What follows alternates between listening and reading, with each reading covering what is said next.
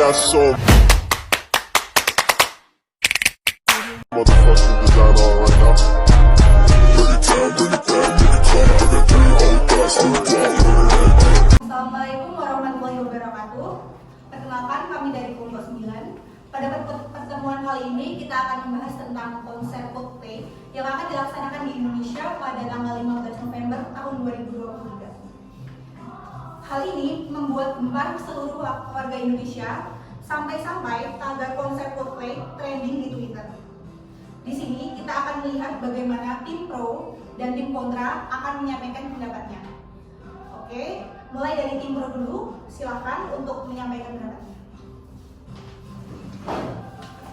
Kami tim pro berpendapat bahwa adanya konser Coldplay di Indonesia ini sangat menguntungkan dan menghibur para fansnya, mengingat fans Coldplay di Indonesia sangat banyak dan hal ini adalah kesempatan besar karena ini adalah kali pertama Coldplay ke Indonesia.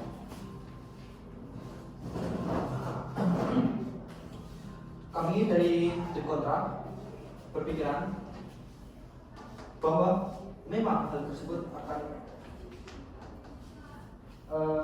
membuat para penontonnya senang, apalagi terutama fansnya. Namun hal tersebut juga akan menimbulkan sifat hedonisme di dalam berbagai kalangan masyarakat.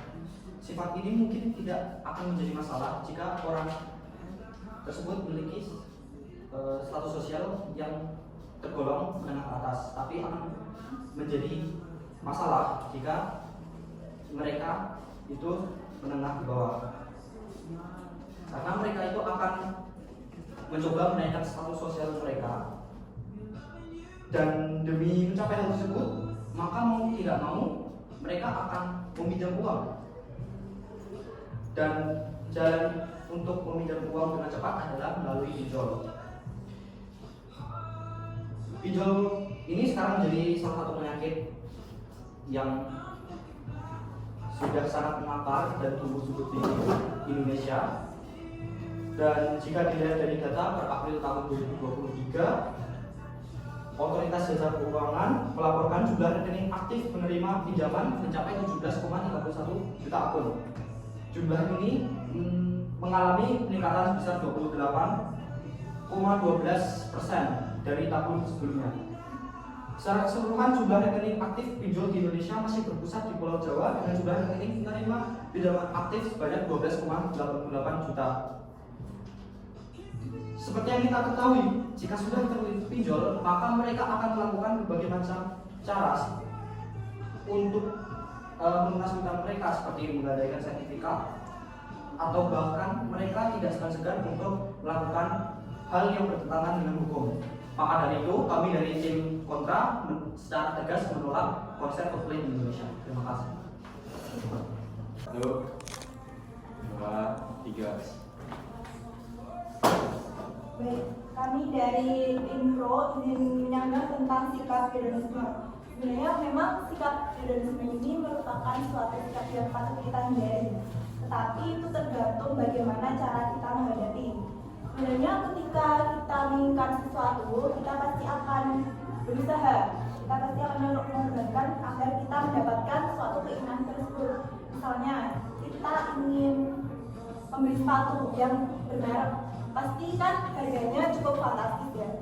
Nah, yang menginginkan sesuatu tersebut pasti akan berusaha agar membeli barang tersebut. Sepertinya contohnya penabung. Nah, jika dikaitkan dengan tiket konser Coldplay, pasti para penggemar Coldplay pasti akan berusaha agar dapat berkesempatan untuk menghadiri konser ini.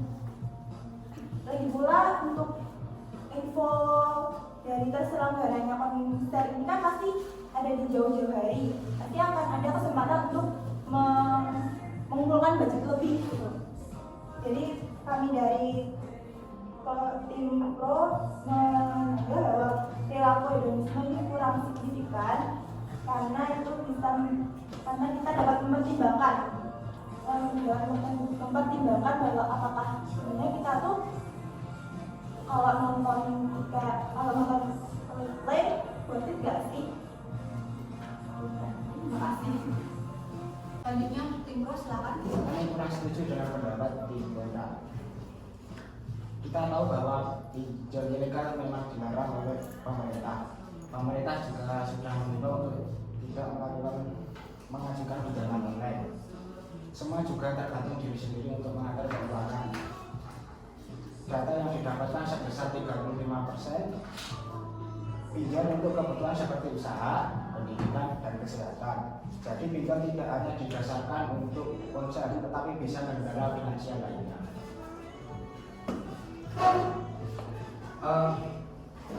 Memang kita ketahui sendiri bahwa kita memang harus membatasi diri.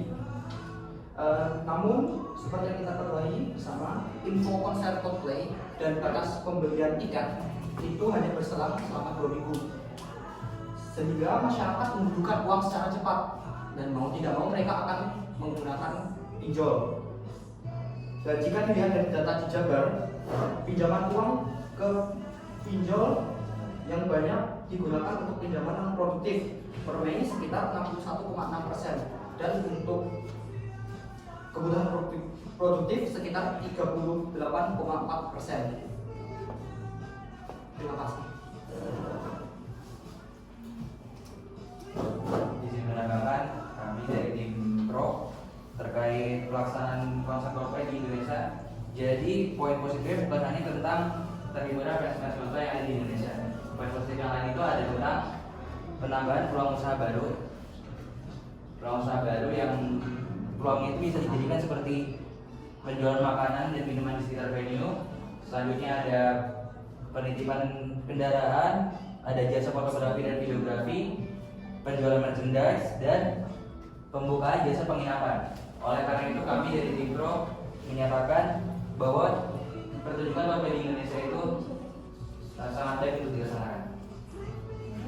Terima kasih untuk tim Pro. Silakan untuk ada yang minta atau mengajukan. Terima kasih atas pendapatnya.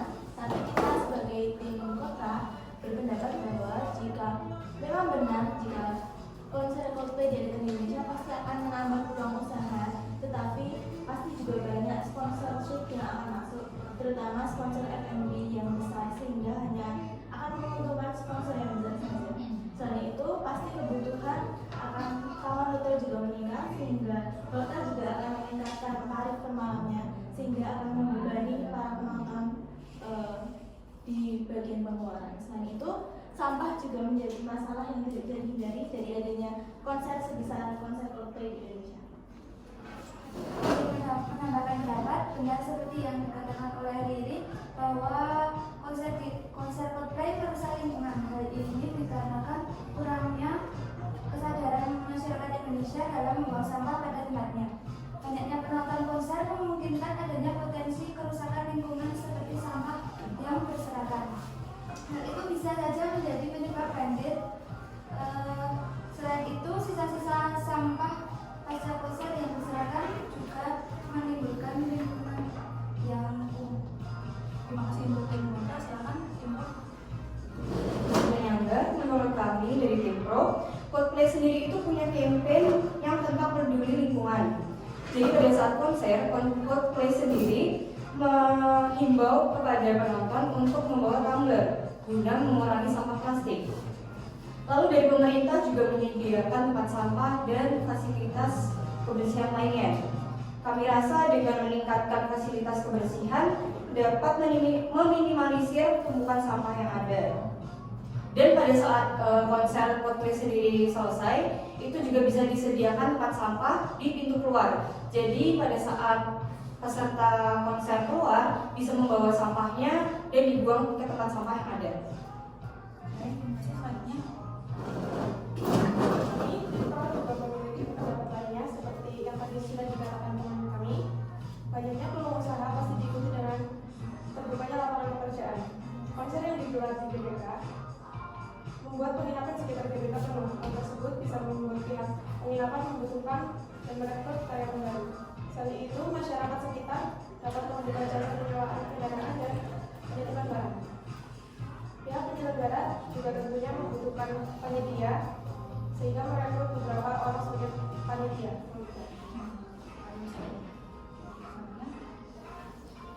Izin menambahkan, meningkatkan sektor pariwisata dan budaya. Karena penonton tidak hanya dari Indonesia, melainkan juga dapat dari luar negeri. Dan penonton dari luar negeri sudah pasti riset tentang negara Indonesia sendiri, tentang wisata dan budayanya. Jadi penonton dari internasional tidak hanya dapat nonton konser, tapi juga dapat menikmati wisata di Indonesia. Oke, terima kasih. Silakan untuk tim kontra. Kami dari tim kontra kurang menyetujui pendapat dari tim pro. Memang benar dengan adanya konser Coldplay akan menambah potensi pariwisata Indonesia. Namun seperti yang diketahui saat pembelian tiket konser Coldplay terdapat bar tiket dan calo yang sangat banyak, sehingga banyak penggemar Coldplay yang lebih memilih menonton konser di Singapura yang notabene mengadakan konser Coldplay selama 5 hari, yang dimana lebih meminimalisir adanya calo tiket. Saya izin Heh, dicas. seperti yang dikatakan Naomi tadi adalah yang meningkatkan sektor pariwisata dan budaya Indonesia. Di sini saya akan membahas poin dari budaya Indonesia tersebut. Saya teman-teman dari tim kontra, menurut kami hal yang dilakukan band Coldplay itu sendiri itu kadang di dalam konsernya tuh seperti mengkampanyekan LGBT, seperti ada memakai bendera atau atribut-atribut lain. Dan seperti kita ketahui itu tuh jelas menyimpang dengan Pancasila kita dan undang-undang kita. Terima kasih. Baik, di sini saya izin menambahkan pendapat dari teman saya mewakili tim kontra. Menurut saya konser Coldplay yang diadakan di Indonesia itu bertentangan dengan Pancasila dan Undang-Undang Dasar tahun 1945 lantaran budaya tersebut ikut mendukung adanya LGBT. Itu tidak sesuai dengan konstitusi RI dan Pancasila serta Undang-Undang Dasar 1945 yang ada di pasal 29 ayat 1 yang menjelaskan bahwa negara berdasar atas ketuhanan yang Maha Esa. Artinya tidak boleh ada kegiatan yang dilakukan di negeri ini yang bertentangan dengan agama. Terima kasih. Selanjutnya dari tim pro, silakan. Kami tim pro tidak setuju dengan pendapat tim kontra mengenai calo karena biaya ke Singapura, penginapan dan lain sebagainya besar kemungkinan akan sama dengan harga yang ditawarkan oleh calo. Bahkan hal itu malah menambah devisa negara Singapura. Izin menambahkan terkait LGBT, sudah dipastikan di pihak penyelenggara dan pemerintah sudah berkoordinasi. Jadi ketika konser kampanye dilaksanakan, pasti pihak penyelenggara itu sudah memiliki aturan-aturan terkait kampanye LGBT tersebut dengan melarang mengkampanyekan seperti bendera dan atribut-atribut LGBT lainnya. Kemudian dengan tingginya rasa kepercayaan masyarakat Indonesia itu juga menjadi faktor utama kampanye LGBT ini tidak terjadi di konser Coldplay. Selanjutnya izin menambah argumen. Selain menambah paham baru tentang keagamaan, juga konser menyebabkan kemacetan. Saat konser, orang yang menonton mencapai puluhan ribu, sehingga menimbulkan kemacetan yang panjang, bahkan bisa mencapai 1-3 km. Faktor yang memicu salah satunya adalah akses yang sulit dan banyaknya orang yang memakai kendaraan pribadi, sehingga mengganggu warga sekitar. Terima kasih. Selanjutnya silakan. Dari tim pro. Izin menyatakan saya kurang setuju dengan pendapat tim kontra. Karena dari dulu Jakarta memang sudah terjadi kemacetan. Oleh sebab itu, dari masyarakat sendiri harus bisa mengantisipasi agar tidak terjadi kemacetan. Lain dari pemerintah untuk dapat memberikan jalur alternatif untuk bisa meminimalisir kemacetan. Terima kasih. Oke, terima kasih atas pendapatnya dari tim pro dan tim kontra. Jadi kesimpulan pada diskusi ini, tim pro menyatakan yang pertama, fans Coldplay menjadi terhibur. Yang kedua, sikap hedonisme adalah sikap individu dan tidak semua penonton memiliki sikap ini. Yang ketiga, terbukanya peluang kerja atau usaha di dekat venue. Yang keempat, adanya kampanye lingkungan yang dilakukan oleh Coldplay. Yang kelima, adanya volunteer akan menambah poin atau pengalaman dalam TV melamar kerja. Yang keenam, meningkatkan sektor pariwisata dan budaya karena bisa jadi penonton konser Coldplay dari berbagai negara. Dan yang ketujuh, pemerintah tidak mengizinkan kaum LGBT di Indonesia, dan tentunya karena di Indonesia juga termasuk negara yang beragama. Lalu, kesimpulan dari tim kontra adalah tim kontra menyatakan yang pertama, konser ini akan menimbulkan hedonisme dan pinjaman online yang akan menyebabkan kriminalisme. Yang kedua, adanya konser ini akan memicu banyaknya sampah karena kurangnya kesadaran akan membuang sampah. Yang ketiga, volunteer hanya akan bersifat sementara. Yang keempat, banyaknya calo akan merugikan banyak pihak.